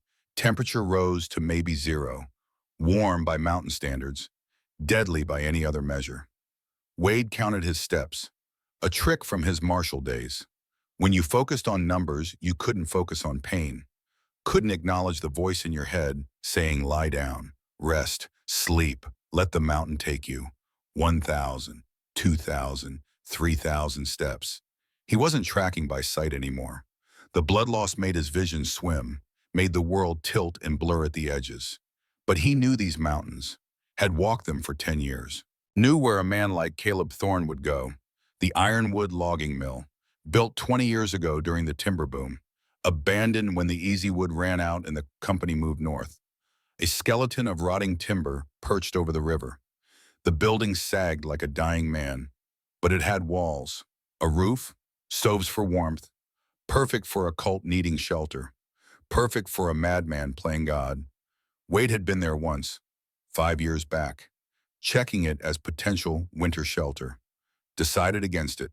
Too visible, too accessible, too many ghosts in the rusted machinery. Now those ghosts would serve a different purpose. At step 4,000, Wade's boot found ice. He went down, hard. The impact drove the air from his lungs. Pain exploded through his shoulder like lightning. He lay gasping, staring at the gray sky. This would be so easy, to just close his eyes, to let the cold take him, to finally see Margaret again, to hold Thomas, to ask their forgiveness for failing them. His hand touched something in the snow beside him. Metal, cold, a shell casing from the fight at the creek bed must have fallen from his pocket during the struggle. Wade stared at it. This small brass cylinder, spent, empty, useless, except it had saved Samuel's life. That bullet, fired into the cougar's shoulder, had kept a 6-year-old boy from being torn apart. And that boy was Caleb's son, had Caleb's blood, but wasn't Caleb, wasn't evil, was just a child, innocent, deserving of a chance, the same chance Wade's son never got. Thomas, Wade whispered to the empty sky, I couldn't save you, but maybe I can save him. Maybe that's enough. Maybe that balances the scales. He rolled onto his right side, used his good arm to push himself up. The world spun. Black spots danced at the edges of his vision. But he stood, started walking again. Step 4001. The forest began to thin. Wade smelled smoke. Wood smoke mixed with something else. Incense, maybe. The sickly, sweet smell of ceremony, of ritual. He dropped low, moved tree to tree, his martial training kicking in despite the blood loss, despite the pain. Some skills never left you. Through the pines, the mill materialized, a jagged silhouette against the mountains, 3 stories of weathered timber. The water wheel still visible where the building straddled the river. Frozen now, silent, but the gears were there. Rusted, deadly. 20 horses stood in a makeshift corral, guards posted at intervals. But they were watching the approaches, the trails, not expecting anyone to come from the deep timber, from the impossible direction. Wade circled wide, came at the mill from the blind side, where the river cut close and the rocks provided cover. His body was shutting down. He could feel it. Hypothermia stage 2, maybe 3, core temperature dropping, extremities numb, decision-making impaired. He had maybe 30 minutes of function left, maybe less, had to make them count. Wade reached the mill's edge, found the old maintenance ladder, rusted iron rungs leading to the upper floor. He tested the first rung. It held, barely. He began to climb, one-handed, using his legs to push, his shoulders screaming with every movement, blood running down his arm, dripping into the snow below. At the top, Wade pulled himself onto a catwalk. The wood groaned under his weight and rotted through in places, but it led to the rafters, to a position above the main floor. He crawled forward on his belly, reached the edge, looked down. 2. The prophet's altar. The scene below was madness dressed as ceremony. The main floor had been cleared. A platform erected at the center, crude, makeshift, but functional. On it stood Caleb Thorne, still wearing his white hat, his duster, but now he'd added vestments, a purple robe, stolen from some church probably, desecrated, repurposed for his twisted theology. Around him, his 20 followers formed a circle, the sanctified riders. Each wore their white sash, each held a rifle, but the weapons were grounded, butts resting on the floor, muzzles pointed at the ceiling. At parade rest, they were chanting, low, rhythmic, words Wade didn't recognize. Maybe Latin, maybe something Caleb invented. It didn't matter. The effect was the same, hypnotic, unsettling. Against a support beam, Grace was tied, rope around her wrists, around her waist, binding her upright. Her dress was soaked. They dumped water on her, winter water, ice cold, to break her, to remind her of her powerlessness. Her face was swollen, bruised. They'd beaten her, but her eyes were still defiant, still burning with that hate Wade had seen before. At Caleb's feet, small and terrified, sat Samuel. The boy was shaking, crying silently. Tears tracked through the dirt on his face. He wore only a thin shirt. They'd stripped him to the waist, exposed his small chest. And in Caleb's hand, pulled from the potbelly stove that roared behind him, was a branding iron. The tip glowed cherry red. The metal was shaped into that familiar symbol. Circle, vertical line, lightning bolt, the mark of the prophet. Tonight, Caleb's voice boomed, practiced, theatrical, the voice of a man who loved his own words. We strip away the weakness of the mother. Tonight, the boy receives the mark, the seal of the sanctified, the promise of his destiny. One of the riders stepped forward, held the iron steady while Caleb examined it, nodded. From this moment, Caleb continued, Samuel Thorne shall be reborn, no longer a child of woman, but a soldier of Ba, marked, chosen, purified. Grace screamed, strained against her bonds. No, Caleb, please. He's your son, your blood. Caleb turned to her. His face was ecstatic, transported, a man who truly believed his own insanity. Pain brings clarity, Grace. Suffering purifies the soul. I suffered when I lost my first family, when plague took them, when God tested me. Now I test my son, as Abraham tested Isaac, as God demands. He grabbed Samuel's collar, pulled the boy forward. Samuel struggled, kicked, bit. But Caleb was too strong. He held the child with one hand, raised the branding iron with the other, positioned it inches from Samuel's chest. The boy could feel the heat, started screaming, high-pitched, terrified. The sound of a child who knew pain was coming and couldn't escape it. High above in the rafters, Wade rested his remaining strength against the catwalk railing. He'd lost too much blood, could barely focus. The scene below swam and doubled. He had no gun. The Colt was somewhere in the snow at the creek bed, the Winchester empty, thrown aside. All he had was his boot knife, 12 inches of steel, good for close work, useless at this range. But he had something else, something the mill provided. Directly above the stove, suspended from the rafters by ancient rope, hung a massive iron counterweight, part of the original mill machinery, used to lift loads, to operate the water wheel. 1,000 pounds of cast iron, rusted, neglected, held by rope that should have been replaced decades ago. Wade pulled the knife, began sawing at his belt, cutting free the leather. His hands shook. The knife slipped twice, but he got it free. Made a crude sling, tied one end to the knife handle, the other to the catwalk railing. It was a terrible plan, desperate, with almost no chance of success, but it was all he had. Josiah, Wade's voice thundered from the darkness above. The effect was electric. Every head snapped up. The chanting stopped. Caleb froze the branding iron still poised above Samuel's chest. "Who speaks?" Caleb demanded. His voice had lost its theatrical quality. Now it was sharp, dangerous, the voice of a man who didn't like surprises. "The mountain," Wade said. His voice was weak, fading, but it carried in the sudden silence. Caleb's eyes scanned the rafters, searching shadows. "Show yourself, Spectre." Wade didn't show himself. Instead, he threw the knife, not at Caleb, not at the riders, at the rope holding the counterweight. The blade tumbled end over end. The throw was weak, off balance. Wade's shoulder was destroyed, his aim compromised. But the knife was sharp, and the rope was old. The blade caught the hemp, bit through half the fibers. The rope groaned, began to fray. No, Caleb saw it, understood in that split second what was about to happen. The counterweight fell. 3. The wrath of iron.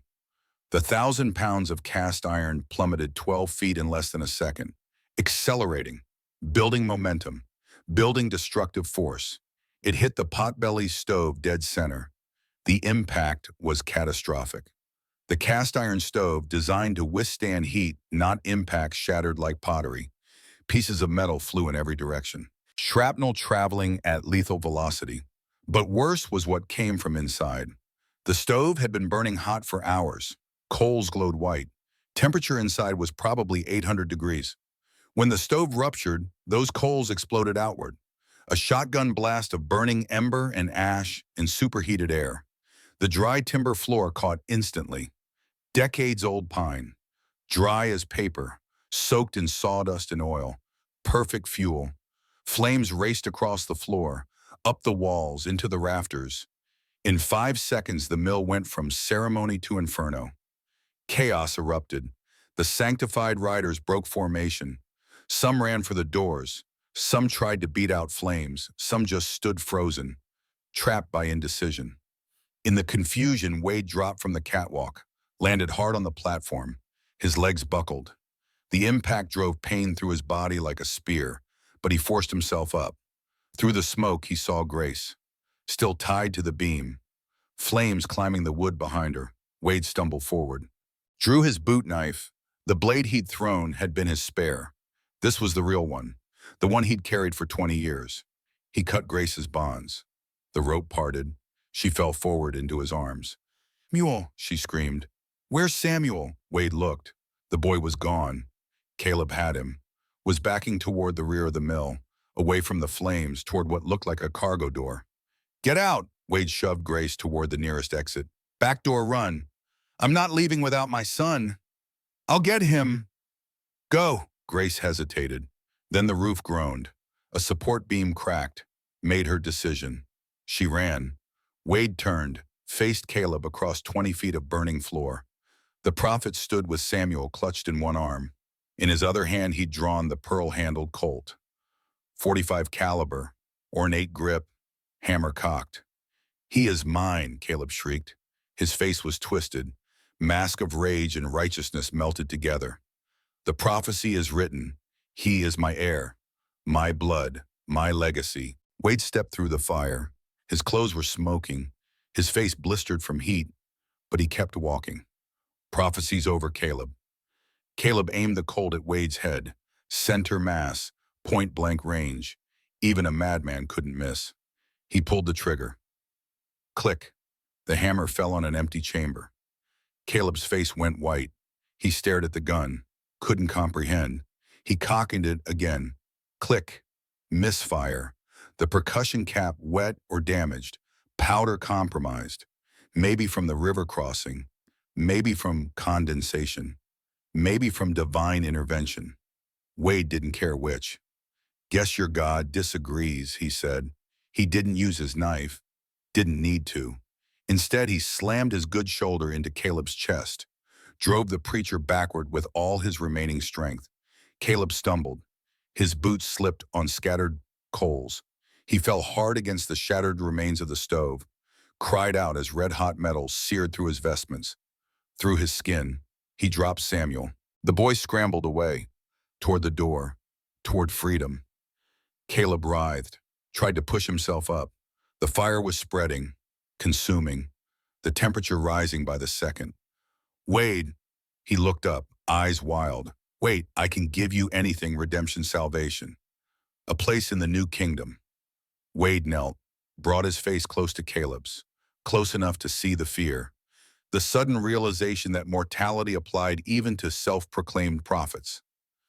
I already have salvation, Wade said quietly. He looked toward the door where Grace and Samuel waited. You have a date with the devil. He stood, kicked the broken support strut next to Caleb's head. The rotten floor gave way.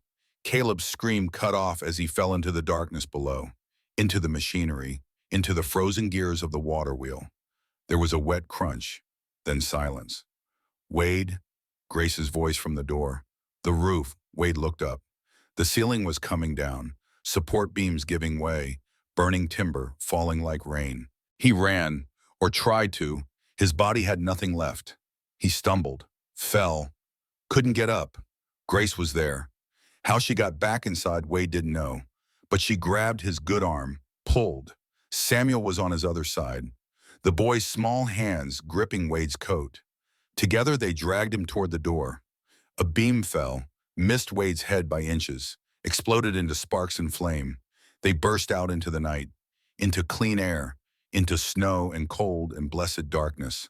Behind them the ironwood mill collapsed, the whole structure folding in on itself, sending a pillar of sparks hundreds of feet into the sky.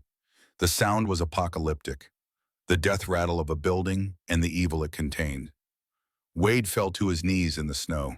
His vision was fading, darkness creeping in from the edges. He'd pushed too far, lost too much blood, done too much with a body that should have died hours ago. Wade, Grace's face appeared above him, blurred, distant. Stay with me. Don't you dare die now. The boy, Wade managed. His voice was barely a whisper. Safe. He's safe. You saved him. You saved us both. Wade smiled, or tried to. Good. That's good. The darkness took him. The price of justice. Wade woke 3 days later. The first thing he felt was warmth. Real warmth. Not the fever heat of hypothermia or the searing pain of fire, but the gentle warmth of a properly heated room, a fireplace, blankets. The second thing he felt was pain. His shoulder throbbed, deep, constant. The kind of pain that spoke of serious damage, permanent damage. He opened his eyes, found himself in a small cabin. Not his burned cabin. Somewhere else. The walls were closer, the ceiling lower, a logger's shelter maybe. Grace sat beside the bed. She looked exhausted. Dark circles under her eyes, hair tangled, but alive, whole. "You're awake," she said. Her voice cracked. "I thought you were going to die. You were delirious for 3 days. Fever, infection. I didn't know what to do." Wade's throat was dry, raw. Water. She held a cup to his lips. He drank. The water was cold, tasted like melted snow, like life. "Where are we?" he asked when he could speak. "Old logger's cabin, 5 miles from the mill. I carried you here. Well dragged mostly. Samuel helped." The boy sleeping. Grace pointed to the corner. Samuel was curled under blankets, small, peaceful, alive. The others, Caleb's men, scattered. When the mill collapsed, they ran. Some went south, some east. Without Caleb, they're just lost sheep. Wade tried to sit up. Pain lanced through his shoulder. He gasped, fell back. "Don't," Grace said. "You're hurt bad. The bullet went clean through, but it destroyed everything, muscle, tendon, nerves. Your left arm is going to be limited. Forever." Wade processed that. His gun arm was his right. His left had been for steadying, for leverage. He'd lost function, but not lethality. Could live with that. "The ledger," he said. "You still have it." Grace pulled it from her coat. The leather was water-stained, smoke-damaged, but intact. "Yes." "Good. We need to get it to the right people." "I've been thinking about that." Grace's hands tightened on the book. "What if we just destroyed it? Burned it? Started fresh? No trials? No testimony? No reliving everything?" Wade looked at her, understood the temptation. To put it all behind them. Pretend it never happened. Move on. But he'd tried that 10 years ago, buried his past, changed his name, hid in the mountains. And the past had found him anyway. Always did. "Those names in that book," Wade said slowly, "they enabled Caleb. Judges who dismissed charges, marshals who looked the other way, politicians who protected him. They're guilty too. They need to answer. But if we turn it in Samuel, and I will have to testify, face those men in court, relive everything. Yes, but you'll do it as free people, under protection. And when it's done, Caleb's whole kingdom falls. Every judge, every corrupt official, the whole rotten system." Grace was quiet for a long time, stared at the ledger in her hands. "There's a U.S. Marshal I trust," Wade continued. "Fort Benton, John Beckett, 60 years old, been in the service since before the war. He's honest, one of the few. We get there, we hand this over, he'll do what's right. And then what happens to us? You and Samuel get new names, new lives, federal protection until the trials are done. Then you disappear, somewhere Caleb's remnants can't reach. What about you?" Wade's jaw tightened. "Kansas still has a warrant for me. What I did, even if justified, I'll have to face. Stand trial. For saving people. For killing 6 of Caleb's men in 1877. For the methods I used. For stepping outside the law." Grace's eyes filled with tears. "That's not fair." "Fair doesn't matter. Right does. And right is facing what you've done. Taking responsibility. Even when it costs you." 3 weeks later, they rode into Fort Benton, a military outpost on the Missouri River. Civilization, law, order. Wade led them to the marshal's office, a squat stone building that had weathered a dozen Montana winters. Inside, Marshal John Beckett sat behind a desk covered in paperwork. He looked up as they entered. His eyes widened. "Wade Cooper," he said. "Or should I say Silas Cooper?" "Thought you were dead." "Close enough," Wade replied. "Got something for you, John." He placed the ledger on the desk. Beckett opened it, started reading. His weathered face grew darker with each page. When he reached the protection list, he closed the book, sat back, let out a long breath. "Jesus, Wade, this is half the territorial government." "I know. You realize what this means. The trials alone will take years. Some of these men have power, connections. They'll fight." "I know that too." Beckett looked at Grace and Samuel. Understanding dawned. They'll testify, Grace nodded. Under protection. Done. I'll arrange it immediately. Safe house. Guards. New identities after. And Wade? Grace asked. Her voice was tight. Beckett sighed, pulled a folder from his desk, opened it. Inside was a wanted poster. Silas Cooper, Kansas. Murder. 1877. Kansas wants him. Has for 10 years. I'll have to notify them. Extradition will take time, but it'll happen. What will happen to him? Trial could go either way. Depends on the jury, on the judge, on how well he can explain why he killed those men. Wade stepped forward. I'll go voluntarily. No fight, no flight. I've run long enough. The scales of justice. The trial was held in Topeka, 6 months after the events at Ironwood Mill. Spring had come to Kansas. The fields were green, the air warm. Wade sat in a courtroom wearing borrowed clothes, shackles on his wrists. His left arm was stiff, limited range of motion. Just as Grace had predicted, the prosecutor was young, ambitious, saw Wade as a stepping stone to higher office. He painted Wade as a vigilante, a killer who took the law into his own hands, who murdered 6 men in cold blood. But Wade's lawyer appointed by the court told a different story, told of a marshal pursuing criminals, told of a farmhouse burning, a wife and child dead, told of a man pushed beyond endurance who fought back the only way he could. Grace testified, under oath, told the jury about Caleb Thorne, about the cult, about the women branded and broken, about the officials who enabled it all. The ledger was entered as evidence, the names made public. 3 judges resigned immediately. 2 marshals were arrested. The Montana Territorial Governor's aide fled to Mexico. The trial lasted 3 weeks. The jury deliberated for 2 days. The verdict was not guilty, self-defense, justified use of force in pursuit of criminals. Wade walked out of that courthouse a free man. Grace and Samuel were waiting. They'd stayed through the whole trial, refused protection until they knew Wade's fate. It's over, Wade said simply. Grace smiled, the first genuine smile he'd seen from her. What now? Now we go home. Where's home? Wade looked north, toward the mountains, toward Montana, toward the high country where he'd spent a decade running from his past. I know a place, good timber, good water, view that'll steal your breath. We could build something there, something real, something that lasts. We, Grace asked softly. Wade looked at her, at Samuel, at these 2 people he'd saved, who'd saved him in return. If you'll have me, not as a husband, not as a father, those roles belong to other people, better people, but as family, as someone who'll protect you, teach the boy, help you both have the life Caleb stole. Grace took his hand, the damaged one, the one that would never fully heal. Yes, she said, we'll have you. 6. Legacy.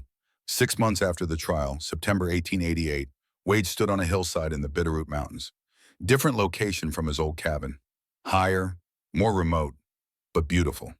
Aspen trees turning gold, creek running clear. Behind him a new cabin rose. Proper construction this time. Help from the neighboring ranchers who'd heard his story, respected his stand. Grace stood on the porch, wearing a simple dress, her hair tied back, the brand on her neck covered by a high collar. Some scars you wore, some you hid. Both were valid. Samuel played by the creek, chasing frogs, laughing. The sound of a child allowed to be a child. No more running, no more fear, just the simple joy of a Montana summer turning to fall. Dusty the mule grazed nearby. 12 years old now, still stubborn, still reliable. Wade had his Winchester, a new one, model 1886, .45-70 caliber. More powerful than the old .73. The old rifle had burned in his cabin. This one was a gift from Marshal Beckett at Doan for services rendered. Wade, Samuel called, come see, I caught a big one. Wade smiled, a real smile, not the ghost of one, not the memory of happiness, but actual joy. He walked down to the creek, knelt beside the boy, looked at the frog cupped in small hands. That's a good one, Wade said.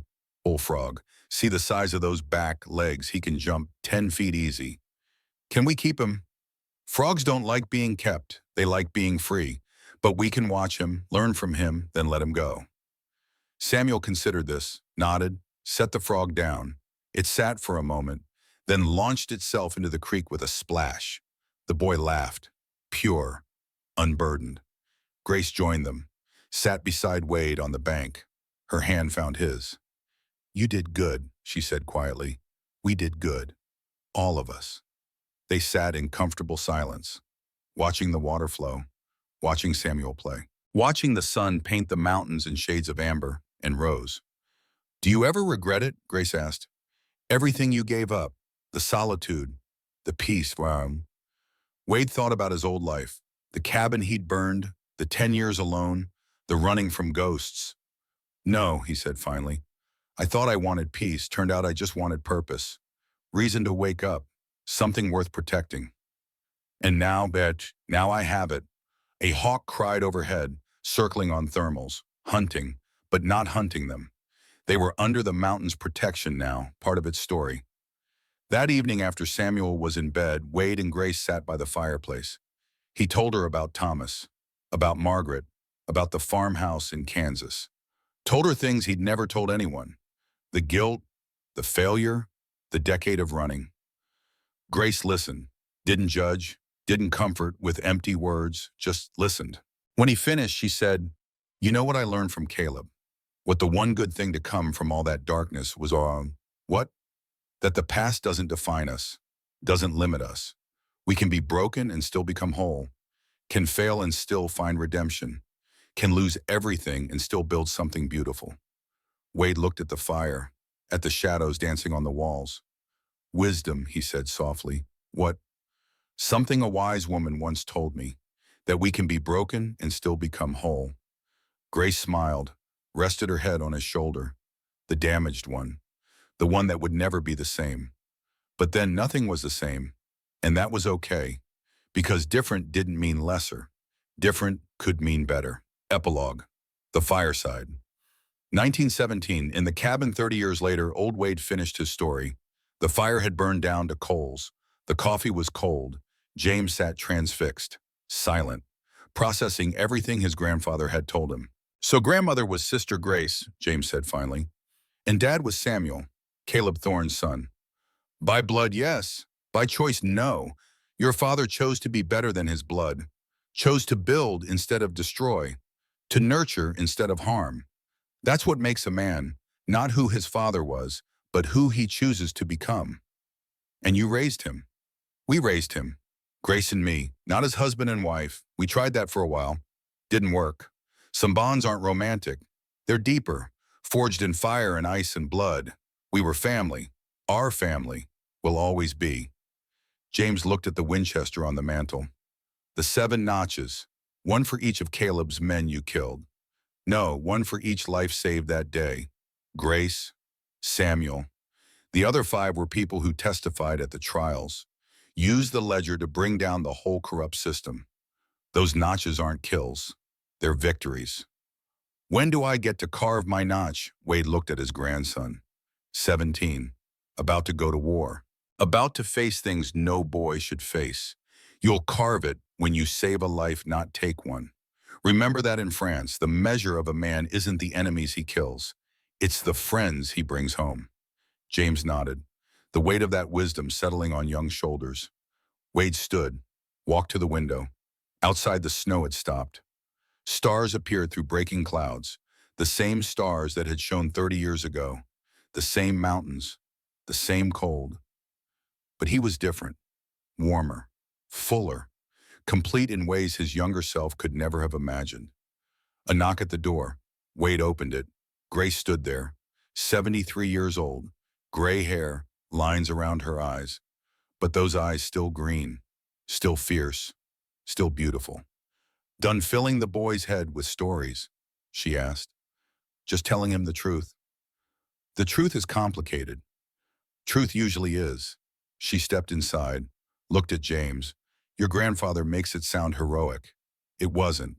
It was terrifying, painful. We nearly died a dozen times. I lost things that can never be recovered. But we gained things that made it worthwhile." "Like what?" James asked. Grace walked to the photograph on the mantel, the one of Wade, herself, and young Samuel. "Like this." like family, like the knowledge that even in the darkest winter, if you keep walking, spring eventually comes. And when it does, you're stronger for the journey. She turned to Wade. Samuel's here, with Martha and the grandchildren. They want to say goodbye before James leaves. The door opened again. Samuel Cooper walked in, 43 years old now, strong, solid, a rancher, a husband, a father. Nothing like the terrified 6-year-old who'd hidden from monsters. He embraced his son, held him tight, then looked at Wade. Tell him, Samuel asked. Wade nodded. Samuel turned to James. Before you go, I want you to understand something. About blood, about legacy, about what makes a man. He pulled up his shirt, exposed his chest. There was no brand, no scar. The mark Caleb had tried to burn into him had never touched skin. Wade had prevented it. Your grandfather saved me from being marked, Samuel said. But more than that, he taught me what mark to carry instead. Not one burned into flesh, but one carved into character. Courage, integrity, sacrifice. Those are the marks that matter. Those are the legacy I pass to you. James nodded, too full of emotion to speak. The family gathered around the fire. 3 generations, bound not by blood alone, but by shared history, by choices made in desperate moments, by the decision to keep walking even when the mountain offered rest. Outside, the Montana night was cold and clear. Inside, warmed by fire and family, Wade Cooper looked at the life he'd built from the ashes of his old one, and knew he'd chosen right. When morning came, James boarded the train east, carried with him his grandfather's Winchester, his father's courage, his grandmother's resilience, and the knowledge that no matter how dark the winter, no matter how cold the night, if you keep walking toward the light, you'll find your way home. The train pulled away. Wade and Grace stood on the platform, watching it disappear, wondering if they'd see the boy again, if war would take him as it had taken so many. But that was tomorrow's worry. Today they walked home together, through the streets of Fort Benton, past the marshal's office where it had all changed, back toward the mountains. Do you think he'll be okay? Grace asked. I think we gave him the tools. The rest is up to him. Same as it was for us. Same as it is for everyone. They reached the livery, mounted horses, rode toward the high country, behind them civilization, ahead the Bitterroots. And somewhere between the two, in that space where wild met tame, where past met future, where broken met whole, was home. They rode in silence, comfortable, complete. The mountains stood eternal, witnesses to their story, guardians of their legacy. And in the shadow of those peaks, the legend of the Bitterroot Reckoning passed into history. A story of survival, of sacrifice, of second chances, of how sometimes the family you build is stronger than the family you're born to, of how the mountain doesn't just take. Sometimes if you're strong enough, brave enough, stubborn enough, it gives back. And of how even in the darkest winter, the human spirit can burn brighter than any fire. The end came not with thunder, but with quiet, with an old man and woman riding home, with the knowledge that they'd lived fully, loved deeply, fought fiercely, and in the end that was enough. More than enough. It was everything.